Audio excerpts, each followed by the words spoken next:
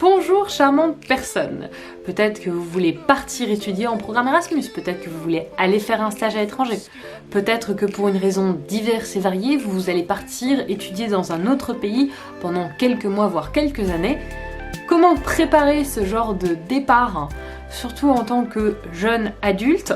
C'est ce qu'on va voir dans cette vidéo. Je vais vous donner une checklist des petites choses à faire avant votre départ, avec un peu un guide temporel de quand est-ce qu'il faut le faire. Tout ça, je vais le résumer aussi dans un document que je vais mettre dans la description. Voilà. Après, c'est pas très esthétique, donc n'hésitez pas à copier la liste, à la personnaliser aussi. D'ailleurs, si vous venez d'arriver sur cette chaîne et que vous ne me connaissez pas encore, salut, je m'appelle Clara. J'ai été étudier 1 an en Chine, à Shanghai, et maintenant je me prépare à partir pour un stage à l'étranger, un stage à San Francisco aux États-Unis pendant 6 mois. Voilà, donc là en ce moment je suis dans ma 2e fois que je fais une préparation avant un départ à l'étranger, et je vais juste essayer de vous donner voilà, un peu le savoir pratique, la checklist que moi j'utilise dans ma tête. Je suis pas une experte professionnelle, donc n'hésitez pas à laisser dans les commentaires vos conseils, vos avis sur la question. Et maintenant, allons-y pour la checklist. Tout d'abord, au moins 6 mois avant le départ, renseignez-vous sur les universités ou sur les structures susceptibles de vous accueillir en tant qu'étudiant ou en tant que stagiaire, et renseignez-vous sur les deadlines des éventuelles candidatures. Renseignez-vous sur le ou les pays qui vous intéressent et surtout sur le coût de la vie sur place. Et prévoyez un budget de ce que vous pouvez vous permettre et de ce dont vous auriez besoin pour vivre dans ces pays. Commencez à jeter un coup d'œil à la législation en matière de visa. Dans certains pays, c'est très difficile ou coûteux, par exemple, d'avoir un visa qui vous permet de faire des stages. Dans certains pays, les visas étudiants vous permettront de travailler à côté. Dans d'autres, vous ne pourrez pas travailler légalement si vous avez un visa étudiant. Bref, renseignez-vous sur ce genre de choses. Faites-vous faire un passeport. Si vous êtes dans l'Union européenne, évidemment, vous n'en avez pas besoin, mais si vous voulez aller hors de l'Union européenne, c'est le bon moment de vous y mettre et de vous faire un passeport. Autour environ des 6 mois avant la date de votre départ souhaité, vous devriez candidater pour les universités qui vous intéressent ou pour les stages qui vous intéressent. Je dis environ 6 mois parce que dans les faits, certaines universités vous demanderont d'envoyer des dossiers de candidature avant. Certaines, vous pourrez envoyer des dossiers de candidature plus tard. Si jamais vous passez par votre université en France, les procédures peuvent être différentes. Et pour les stages, vous pouvez trouver des stages aussi longtemps à l'avance que 6-7 mois, mais dans les faits, vous trouverez plutôt des stages entre 2 et 4 mois avant le départ souhaité, avant la date de début de stage, voire même plus tard dans certains cas. Mais si vous partez à l'étranger, je vous déconseille vraiment de trouver un stage à la dernière minute. On va dire qu'environ 6 mois avant la date à laquelle vous voulez commencer le stage, c'est vraiment un bon moment pour commencer à chercher sérieusement. Dans l'idéal, 3 mois avant le début du stage ou la rentrée académique, vous savez dans quelle université vous allez, vous savez quel stage vous allez faire, ou au moins vous avez une idée plus précise de ce à quoi ça va ressembler, de vos dates, vous avez des entretiens en cours, bref, tout ça est en train de se concrétiser. 3 mois avant, c'est donc le bon moment pour faire les choses suivantes. Vous renseignez plus précisément sur la procédure de visa qui va vous concerner. Quel type de visa est nécessaire? Quels sont les documents qui vont vous être demandés? Quels sont les délais normaux pour ce pays, pour qu'il donne des visas? Est-ce que vous allez avoir besoin, si vous n'êtes pas sur Paris, de vous déplacer en ambassade sur Paris? Tout ce genre de choses. C'est le moment de regarder sérieusement. Ensuite, réfléchissez à quelle date vous voulez être sur place. Pile au début des cours de votre stage, quelques jours avant, 1 mois avant, à vous de voir. Faire votre convention de stage ou régler les modalités de votre départ avec votre université en France. Donc ça peut être enregistré le fait que vous faites une année de césure ou un échange à l'étranger, bref, voyez comment ça s'organise pour vous en France. Voilà, moi par exemple, c'était valider le fait que je voulais faire une année de césure entre mes 2 années de master, puis remplir une demande de convention de stage. Regardez ce dont vous avez besoin en termes d'assurance santé et accident. Si vous partez dans l'Union européenne, vous aurez besoin de la carte européenne d'assurance maladie, ça c'est pour l'aspect santé. Pour l'aspect accident, il faudra voir ce que vous voulez faire. Vous pouvez prendre des complémentaires santé internationales à votre mutuelle étudiante. Voyez un peu déjà avec quoi vous êtes couvert. Est-ce que vous êtes couvert par des mutuelles de vos parents? À quel point vous êtes couvert? Est-ce que vous avez besoin de prendre des compléments pour le fait que vous êtes à l'étranger? Il faut que vous commencez à vous renseigner sur tout ce genre de choses parce que les assurances accidents, santé, etc., on n'y pense que quand on en a besoin, et si on n'y a pas pensé avant, on est dans la merde concrètement. Ensuite, environ 2 mois avant, il s'agit de rentrer dans le vif du sujet. Faites votre demande de visa. Pour certains pays, il faudra même que vous vous y preniez avant, je pense, mais dans l'ensemble, 2 mois, ça vous donne une bonne marge. Oui, certaines ambassades, certains consulats peuvent vous faire un visa comme ça quasiment, mais dans l'ensemble, pour les visas étudiants, pour les visas de stage à l'étranger, pour tout ce genre de visa, prévoyez-vous une marge, il vaut mieux. Souscrivez aux assurances maladie et accidents sur lesquelles vous vous êtes déjà renseigné. Voilà, vous vous êtes renseigné, maintenant c'est le moment d'y souscrire, d'être sûr que vous êtes bon et demandez à votre assurance si elle est prête également à couvrir votre éventuel logement à l'étranger. Faites les vaccins nécessaires. Pour certains vaccins comme la rage, il est nécessaire de faire plusieurs injections. Pour la rage, il me semble que c'est 2 à quelques semaines d'intervalle, d'où l'importance de s'y prendre 2 mois avant. Il faut aussi prendre en compte le fait que certains vaccins sont souvent en rupture de stock ou en quasi-rupture de stock à l'échelle nationale. Et dans ce cas-là, ça veut dire que vous ne pourrez les faire que dans les centres de vaccination internationale. D'où là encore l'intérêt de s'y prendre à l'avance, pour que si jamais un vaccin que vous pensiez pouvoir faire facilement se révèle difficile d'accès, vous ayez le temps de trouver une stratégie pour pouvoir le faire. Prenez rendez-vous avec vos spécialistes médicaux. Si vous n'avez pas de spécialistes médicaux, dans ce cas-là, vous allez juste prendre rendez-vous avec votre médecin généraliste et votre dentiste.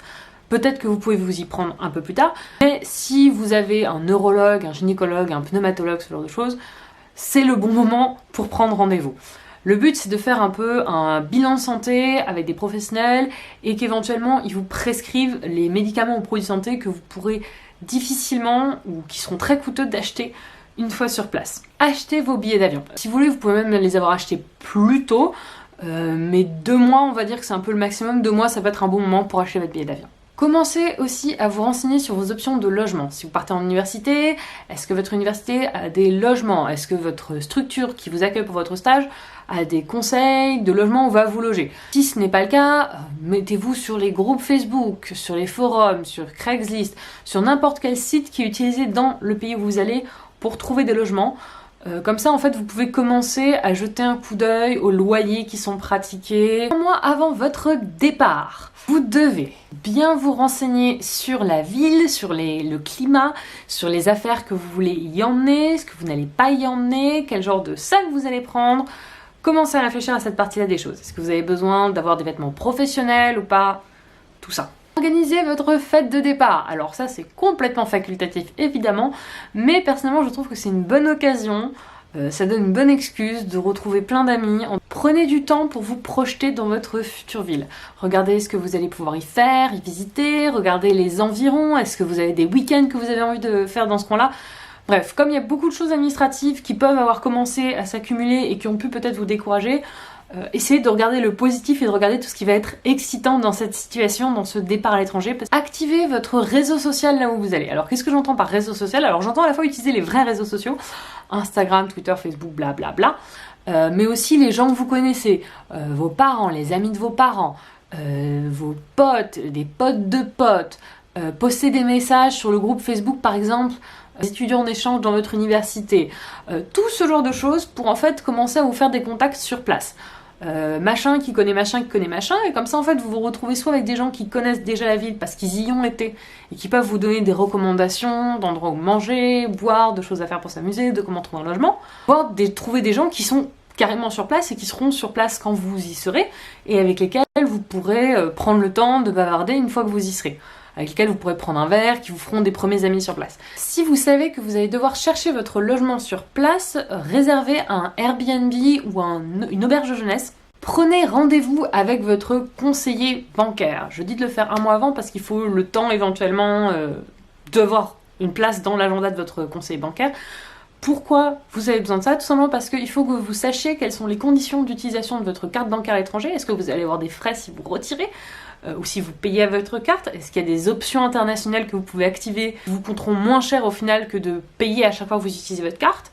Il faut aussi tout simplement que vous laissiez savoir à votre banquier que vous partez à l'étranger, parce que sinon l'utilisation de votre carte à l'étranger peut être perçue comme un vol, une utilisation frauduleuse, et on va vous bloquer votre carte, et se retrouver bloqué sans carte, sans argent à l'étranger, ça peut être une mauvaise idée. Et enfin, ça peut être une bonne chose de faire une procuration, de donner procuration sur vos comptes à quelqu'un de confiance. Alors je sais que ça peut être difficile, moi personnellement j'aime pas vraiment le fait de donner procuration sur mes comptes à quelqu'un d'autre. c'est assez personnel, mais j'ai donné procuration à ma mère sur mes comptes pendant mon année en Chine. Là, je lui donne procuration pour mes 6 mois sans scout, simplement parce que en cas d'urgence, en cas de problème, si j'ai plus d'argent pour une raison quelconque, ça sera bien plus rapide et pratique pour elle de m'aider si elle a procuration sur mes comptes. 3 semaines avant. Alors là, normalement, ça y est, c'est la semaine où après avoir pris rendez-vous, vous faites tous les trucs de procuration et compagnie. Ensuite, faites le rangement chez vous. Faites un gros rangement, et si jamais vous avez des affaires dont vous voyez qu'elles n'ont pas beaucoup d'importance pour vous, auxquelles vous ne tenez pas particulièrement, que vous n'allez pas emmener avec vous à l'étranger, que vous n'avez peut-être pas beaucoup utilisé en fait récemment, réfléchissez à les vendre ou à les donner. Un départ à l'étranger, c'est une bonne occasion de se débarrasser d'affaires qui ne vous tiennent plus à cœur. Après, ça c'est un peu dans ma philosophie personnelle, vous n'êtes pas du tout obligé de le faire, mais juste une idée. Toujours dans la veine des conseils assez personnels, discutez avec vos proches, avec vos amis, avec votre famille, de comment vous allez garder contact. Par exemple, vous ne le savez peut-être pas, mais peut-être que votre famille a des attentes très précises sur la façon dont vous allez communiquer avec eux pendant votre départ. Peut-être qu'ils s'attendent à ce que vous les appeliez tous les jours, et que vous ne pensiez pas à ça. Peut-être que vos amis s'attendent à ce que vous soyez tout le temps prêt à les skyper. Ou au contraire, ils s'attendent à ce que vous parlez juste par message de temps en temps, et pensent que ça ne demandera pas d'effort particulier de maintenir le contact. Dans tous les cas, ayez des discussions claires, honnêtes, communiquez avec vos proches sur comment vous allez garder contact, parce que c'est des choses assez importantes. Et si jamais vous n'en avez pas parlé de façon directe et que vous reposez uniquement sur les attentes et sur ce que vous croyez que l'autre pense, c'est une manière de vous retrouver avec des malentendus, et surtout si vous partez longtemps, d'en arriver à affaiblir vos relations. 2 semaines avant, résiliez votre abonnement internet. Je sais, c'est douloureux l'idée de ne plus avoir la box chez soi et le wifi. Évidemment, si vous habitez chez d'autres personnes, vous n'avez pas à résilier leur internet, mais si vous habitez seul, il faut vraiment que vous fassiez. Et pourquoi il faut le faire 2 semaines avant? Parce que le temps que vous réussissiez à résilier votre abonnement et le temps que vous devez utiliser pour renvoyer votre équipement, tout ça va bien vous prendre 2 semaines en fait. Rassurez-vous par contre, aucun frais de résiliation normalement n'est appliqué si vous partez à l'étranger. Vous devrez fournir des justificatifs comme quoi vous partez bel et bien à l'étranger, donc vous n'avez pas le choix à votre opérateur, et normalement vous n'aurez aucun frais de résiliation. Commencez la recherche d'appartements. En général, il vaut mieux visiter sur place, et je vous conseille vraiment, dans la plupart des pays, il faut vraiment visiter les logements sur place, mais ça peut vous donner plus des idées, vous pouvez peut-être déjà réserver des visites, ce genre de choses. Renseignez-vous sur le réseau de transport local, sur la carte SIM que vous allez utiliser, ce genre de choses. Regardez aussi l'itinéraire que vous allez faire pour aller de chez vous à l'aéroport de départ et ensuite de l'aéroport d'arrivée à votre hébergement. 1 semaine avant, la pression monte. Rassemblez les affaires que vous voulez amener avec vous. Si c'est la première fois que vous partez à l'étranger, vous voudrez probablement emmener trop d'affaires. Pas forcément, hein, mais c'est possible. Donc faites un test pour voir si tout rentre dans la valise. Vérifiez d'ailleurs au passage, si vous prenez l'avion, que vos bagages sont au standard au niveau de la taille de votre compagnie aérienne. Regardez en particulier au niveau des bagages à main, puisque les compagnies aériennes peuvent avoir des politiques assez différentes. Si vous avez une escale avec un changement de compagnie aérienne, prenez les conditions évidemment de la compagnie aérienne qui est la plus stricte. Je pense que je vais faire une vidéo sur ce que je mets dans ma valise pour les États-Unis, parce que j'avais emmené beaucoup trop d'affaires en Chine, et j'en ai appris beaucoup, et je pars avec beaucoup moins d'affaires cette fois-ci. Envoyez le courrier de résiliation de votre abonnement téléphonique, lettre recommandée avec avis de réception, comme ça c'est bon, c'est fait. Scannez, photocopiez, imprimez tous vos documents importants, votre passeport, votre visa, votre pièce d'identité, votre lettre d'admission dans l'université ou votre convention de stage, vos papiers d'attestation d'assurance. Tout ce genre de papier, il faut que vous les ayez en 2 exemplaires et qu'ils soient stockés sur un drive, sur le cloud, voilà, sur internet où vous y aurez accès de n'importe où dans le monde. Faites une liste des numéros importants. Par exemple, est-ce que vous savez le numéro des pompiers SAMU dans l'endroit où vous allez? Est-ce que vous savez qui vous devez appeler si jamais vous pétez une jambe et que vous devez payer 2000 € pour une opération? Est-ce que vous savez quel est le numéro à appeler au niveau de votre assurance? Est-ce que vous savez qui appeler si vous devez faire une opération dans un pays où la qualité des soins est soit mauvaise, soit est très coûteuse, donc si potentiellement vous voulez vous faire rapatrier? Il faut que vous ayez tous ces numéros en tête, que vous sachiez qui sont vos interlocuteurs pour ces situations. J'insiste peut-être beaucoup là-dessus, mais c'est parce que je me suis retrouvée à l'hôpital 2 fois pendant mon année en Chine, et dans les 2 cas, j'étais très contente d'avoir anticipé ce genre de choses, parce que du coup, dans les 2 cas, ça s'est bien passé. Et là, je pars aux États-Unis, donc dans un pays où les soins médicaux sont extrêmement coûteux, donc il faut aussi que j'anticipe vraiment bien ce côté-là. Étiquetez vos bagages, ça paraît évident, et mettez-y un signe distinctif, surtout si votre valise est noire, ça vous aidera à la retrouver. Vérifiez que vous avez bien tous les médicaments et produits de santé dont vous avez besoin. Allez sur Reddit ou ailleurs sur internet pour trouver des idées d'événements que vous pourrez faire une fois sur place ou des gens que vous pourrez rencontrer une fois que vous serez arrivé. Préparez une petite quantité de cash en monnaie locale pour votre arrivée. Voilà. Ça peut être très utile d'avoir déjà de la monnaie dans la devise du pays où vous allez, si vous allez hors de la zone euro. Pour la Chine, par exemple, par contre, pour des pays comme ça, c'est pas possible de changer l'argent à l'extérieur du pays. Donc ce que j'avais fait pour la Chine, c'est que j'avais retiré une bonne somme en euros que j'avais changé à l'aéroport dès mon arrivée en Chine. Prévoyez vos distractions pour l'avion si vous avez un long vol la veille du départ. Regardez la météo sur place et prévoyez votre tenue de voyage. Bouclez votre valise si ce n'est pas déjà fait et préparez votre ou vos bagages à main.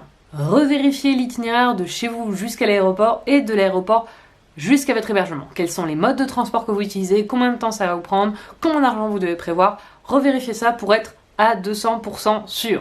En parlant d'aller à l'aéroport, si vous prenez l'avion, je suis désolée, je me concentre pas mal sur l'avion parce que je pense à des longs trajets, mais vous pouvez évidemment adapter ça si vous prenez le train ou le bus ou le bateau. Mais si vous prenez l'avion, prévoyez d'être à l'aéroport au moins 3 heures avant votre vol. Oui, 3 heures c'est beaucoup, mais ça vous donne un minimum de marge si jamais vous avez des problèmes pendant le transport pour y aller, si vous êtes au mauvais terminal, d'ailleurs regardez dans quel terminal vous êtes à l'aéroport, tout ce genre de choses. La veille de votre vol, vous pouvez aussi généralement vous enregistrer en ligne auprès de votre compagnie aérienne.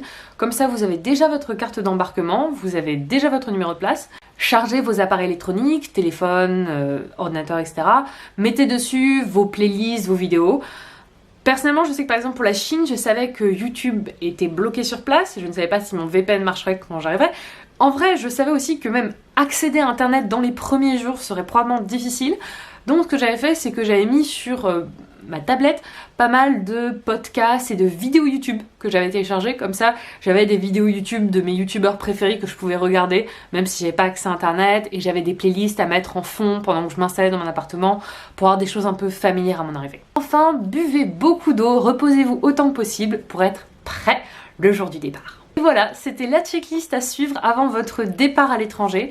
Peut-être que j'ai oublié des choses, si c'est le cas, laissez-le moi dans les commentaires. Et comme j'ai dit au début de la vidéo, vous pourrez retrouver toutes ces informations dans un document dans la description. Comme je l'ai dit au début de la vidéo, c'est un guide général, donc vous pouvez être quelqu'un qui aime faire les choses beaucoup à l'avance, auquel cas, faites beaucoup plus les choses en avance que ce que j'ai dit. Vous pouvez aussi vous retrouver dans une situation où vous avez trouvé votre stage ou votre séjour en université beaucoup plus tard que prévu, donc vous vous retrouvez à faire un peu tout dans la panique. Il n'y a pas de souci, vous n'êtes pas obligé de respecter forcément les deadlines que j'ai mises dans cette checklist. Ce qui compte, c'est vraiment les éléments en fait à cocher. Si vous voulez suivre mes aventures aux États-Unis, vous pouvez vous abonner à cette chaîne et me suivre sur Instagram, j'y suis très active. J'espère que cette vidéo vous a plu et vous sera utile. Elle est super longue, donc merci de l'avoir regardée jusqu'au bout. Et à la prochaine.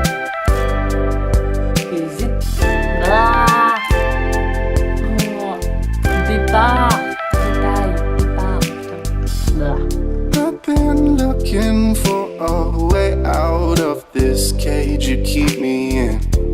Your hands touch my neck as your breath